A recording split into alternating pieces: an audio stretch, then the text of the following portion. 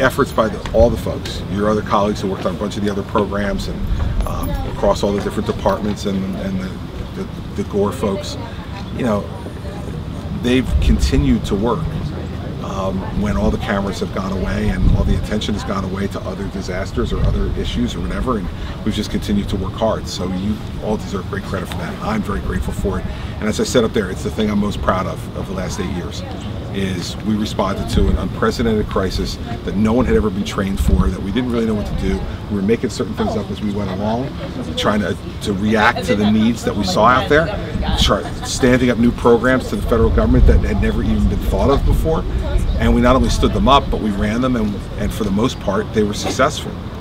So, you know, we're going to continue to keep doing that, and the book that we'll put out this week will not only be kind of a commemoration of what's been done, but a blueprint for the next folks.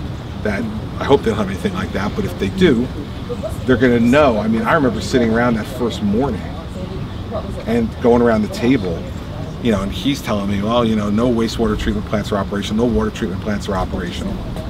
You know, and we're dumping raw sewage into waterways all over the place because we have no choice. And then what do we do? You know, the power is all out. We're not now we have separate power grids being built in a lot of these places, so that if they go off the grid, they can come on and we can continue to treat those things. That's something that nobody really was thinking about before, cared about before. But when you're the guy who has to say, okay, Bob, keep dumping the raw sewage into whatever waterway it is, you know, that's your decision. You got to, and you know that you don't want to do that, but you have no choice, right? So all these different things that have happened, all the resiliency that we now have that we didn't have before. You know, when PVSC goes down, not a lot of good places to go with all of that. You know, people don't have clean water. People don't have electricity. You lived it. Many of you, I'm sure, lived it, as I did. We all did. And worse yet, we saw the people who lived it for a long time. I remember coming to Sayreville.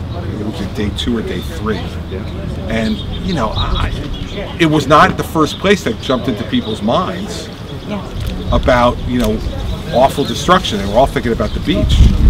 But you went to Sayreville, and the destruction in Sayreville, I remember meeting a young couple that, and you're probably walking around with me, that had that basement apartment. I'll never forget them. And they were standing out, and the water was like this deep. They were standing in it. And the troopers were telling me I couldn't go over there because it was too dangerous and the building was unstable and all the rest of it. And so, you know, I went anyway. And I went over to this couple, and they just they couldn't speak. I mean, they were in a basement apartment. The basement apartment had 3 feet of water in it. Everything they owned was gone. And these are working class folks who did not have the insurance or the money. Like, you know, what were we going to do with these folks? And we've helped them. And I think, you know, those are the things that we should all think about. And that when you sit around that table, you're not necessarily thinking about those folks, but then you go out to Sayreville and you see them and you meet them, and then you can't forget them. And those are the people you all have helped. So congratulations to you. Did a great job.